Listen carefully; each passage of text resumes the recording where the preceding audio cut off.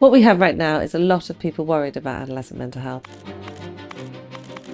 There are many factors going on in society that could be contributing to the difficulties young people are facing. Now, of course, we don't have all the answers, but that's why we're doing BrainWaves. Where we can really embed learning. We really do need studies like this. We have to start doing something on a completely different scale to address the mental health needs of young people.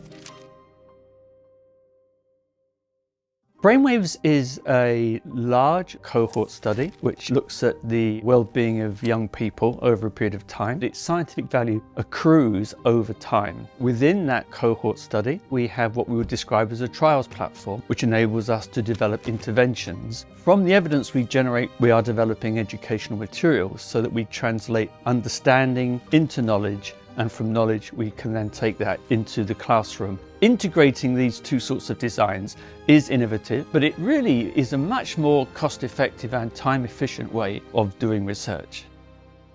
A big part of BrainWaves is understanding data, where to put it, how to store it, and then to make sure that that data, once it's collected, is available to as many researchers as possible. But that data is also there so that we can test interventions. So if we have a problem, we could think of 1,000 problems.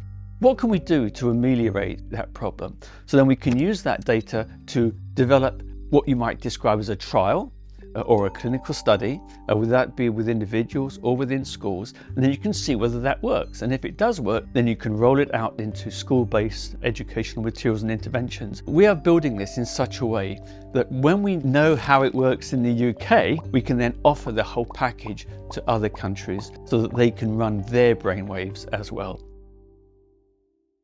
For those of us working adolescent mental health, schools are the key place that we need to be working.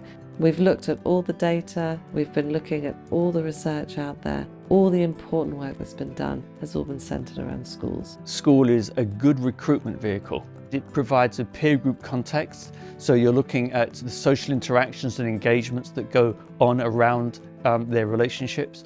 And lastly, it's a secure environment, and the young people can have confidence that the data we collect will be held securely and confidentially.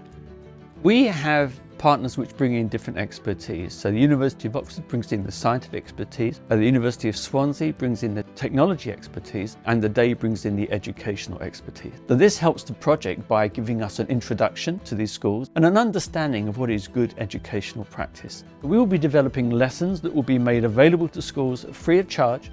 The Day is working with teachers, providing materials for teachers. We want these materials to help the young people to think critically. We will have a constant sense of evaluation, including evaluation by young people. We haven't been able to get where we are without the time investment and resource investment of schools, without the incredible generosity of our first wave of funders. My hope and intention is that this will be transformative for adolescent mental health, not just in the UK, but globally.